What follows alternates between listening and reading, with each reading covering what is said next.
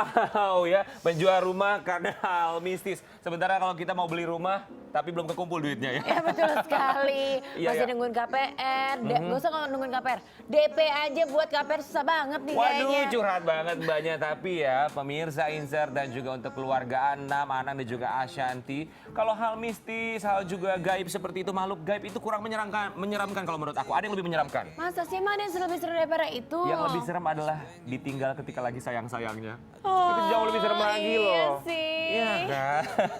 Oke, tapi apapun itu kita doakan yang terbaik ya. Hal mistis segala macam, mungkin ada yang percaya, ada yang nggak percaya, santai aja atau apapun itu juga. Yang penting bahagia isi rumahnya. Betul, tapi kan memang kan setiap rumah itu pasti ada penunggunya. Entah itu baik, apa yang kurang baik. Betul. Kalau misalnya kurang baik, mungkin diajak duduk bareng gitu ngobrol gitu gimana. Diobrolin baik-baik ya. Lo mau jam berapa nih biar gue gak ganggu kalian gitu ya kan. Bagus sekali Kan ide yang Anda it's ya. all about communication. Tapi kalau komunikasi sama arwah goib, serem juga sih ya. Waduh, ada yang lebih gaib dari sekedar makhluk gaib. Apa tuh? Mereka yang pelangi pelan-pelan ngilang, itu jauh lebih gaib lagi Oke ya. baik ya, kita pagi-pagi ceria ini Ya. kita akan memberikan informasi tentang selebriti tanah air dan juga mancanegara bersama saya Patricia Gaudan. Dan juga saya Rian Ibram langsung dari Studio 12 Insert Trans TV memberikan informasi selama 1 jam ke depan. Dan berikutnya pemirsa Insert, ini dia sebuah informasi yang menjadi viral dan juga mendapatkan perhatian masyarakat Indonesia. Di mana ada seorang siswi SMP di Pontianak, Kalimantan Barat yang di tanggal 29 Maret yang lalu menjadi korban perundungan atau juga bullying yang dilakukan oleh beberapa siswi SMA di sana. Ya dan pastinya ini memberikan banyak sekali membuat banyak kayak artis dan juga warga-warga Indonesia kayak kesal sekali karena pelaku itu tidak diberikan hukuman. Ya mungkin ini juga ada pertimbangan lainnya karena beberapa di antaranya pelaku masih di bawah umur juga. Tapi tentu saja dari pihak Komisi Pelindungan dan juga Peradilan Anak Daerah Kalimantan Barat juga langsung turun tangan, termasuk juga KPAI. Bahkan seorang Hotman Paris pun ikut bersuara. Dan kemarin ini pemirsa Insert, hasil visumnya sudah keluar dari Audrey dan memang dari rumah sakit menyatakan bahwa negatif. Tidak ada memar-memar pada bagian tubuh sampai akhirnya ini juga menyita perhatian netizen dan juga masyarakat Indonesia. Ada yang lega karena memang hasil visumnya ini tidak ada apa-apa, tapi ada juga yang merasa keheranan kenapa sampai tidak ada apa-apa pada hasil visum tersebut. Yes, it's so weird. Ya. Apalagi 4 pelaku, 3 atau 4 sih? 3 kabarnya. 3 pelaku, tapi di antaranya ada 9 orang lagi yang melihat tapi tidak berbuat apa-apa. Jadi 9 orang ini sebenarnya seperti menjadi saksi gitu, melihat kejadian tersebut. Tapi gitu. tidak melerai ya. Tapi tidak melerai. Oke, kita akan lihat bagaimana hasil visum yang membuat kita semua agak sedikit penasaran. Ini dia untuk Anda. Polisi M. Anwar Nasir. Begitu hasil visum beredar, seketika langsung membuat publik tak percaya. Ya, pasca menerima siksaan yang cukup sadis tersebut, pihak rumah sakit yang menangani kesembuhan Audrey mengatakan jika tidak ada luka memar pada tubuh Audrey.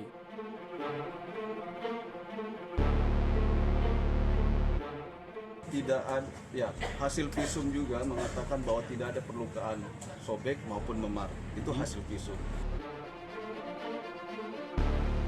Tak berhenti sampai di situ, sebuah artikel berita online menyampaikan jika hasil visum tersebut menjelaskan bahwa mulai dari hidung, tenggorokan, dan telinga Audrey tidak ada yang mengeluarkan darah. Kemudian pada bagian tubuh lainnya seperti dada, jantung, paru, bahkan pada perut korban yang mendapat siksaan tendangan dinyatakan tidak ada memar sedikit pun. Bahkan pemeriksaan pada alat vital yang dikabarkan mengalami bentuk penganiayaan juga dinyatakan negatif atau tidak ada bekas luka apapun. Sontak saja mendengar berita tersebut, sebagian masyarakat merasa lega karena tidak ada luka fisik yang berakibat fatal yang terjadi pada Audrey.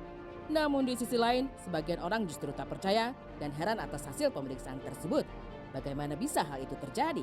Pasalnya, menurut pengakuan korban, para pelaku yang merupakan pelajar perempuan itu menyiksa Audrey melalui aksi pengeroyokan.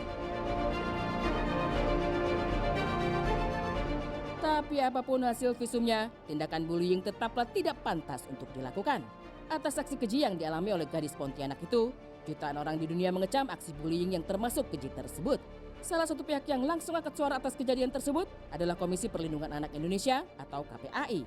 Tak main-main, melalui Ai Mariati, di hadapan sejumlah wartawan, KPAI menyampaikan kecaman keras atas kekerasan tersebut. Sekali lagi, jadi kami tidak untuk berdamai, melainkan pada proporsi hukum yang sedang berlaku. Jadi jangan berbeda pengertiannya, karena siapapun saya kira hari ini berkepentingan untuk menegakkan hukum, baik itu juga korban, baik pelaku. Pelaku juga jangan dikira sebagai satu bentuk kebencian, penjeraan, atau supaya anak-anak ini menderita. Perlakuan hukum untuk anak, tentu dia mendapatkan sisi pembinaan yang itu bisa berdampak mencari pembinaan yang positif supaya mereka justru lebih baik lagi.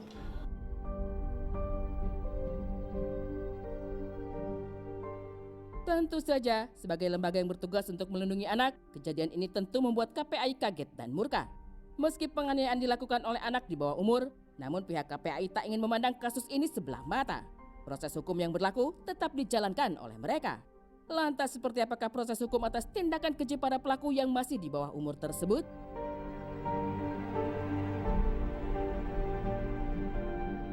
Memastikan bahwa kalau ini sudah bergulir pada jalur pidana, maka yang harus dilakukan adalah bagaimana kita mampu melindungi korban sekecil mungkin, sedini mungkin, dari segi kekerasannya, dari segi fisiknya, psikologisnya, ya, reintegrasi sosial. Terutama saya kira kita harus menjamin tidak ada stigmatisasi di kemudian hari.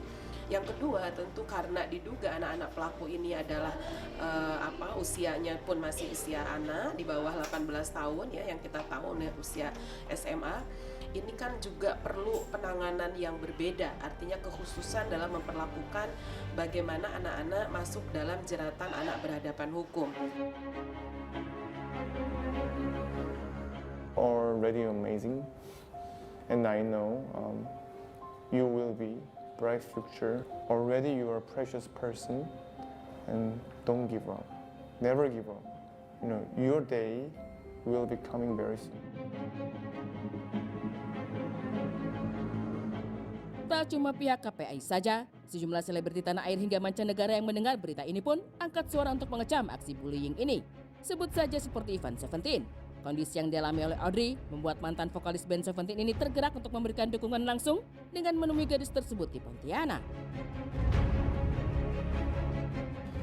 Biar karena ini bukan cuma di Pontianak, semua ini seluruh Indonesia nih. Jadi Audrey ini istilahnya apa ya? Ratu anti bullying se-Indonesia. Pembela buat kawan-kawan seumuran Audrey seluruh Indonesia.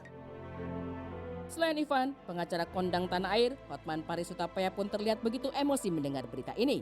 Melalui Instagramnya, pengacara ini ikut mengecam bahkan menawarkan diri untuk menangani kasus ini. Menurut Undang-Undang Perlindungan Anak dan Undang-Undang Peradilan Anak, apabila itu sudah menyangkut penganiayaan, ancaman hukumnya 6 tahun. Bahkan tidak boleh, sekalipun ada perdamaian, tetap pidananya berjalan terus.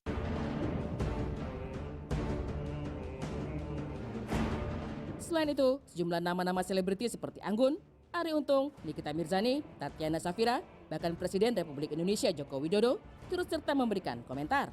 Melalui akun Instagram masing-masing, seluruh tokoh dan publik figur tanah air mengecam keras untuk menghentikan aksi bullying. Stop bullying. Semoga untuk kedepannya tidak ada lagi anak yang bernasib sama dengan Audrey.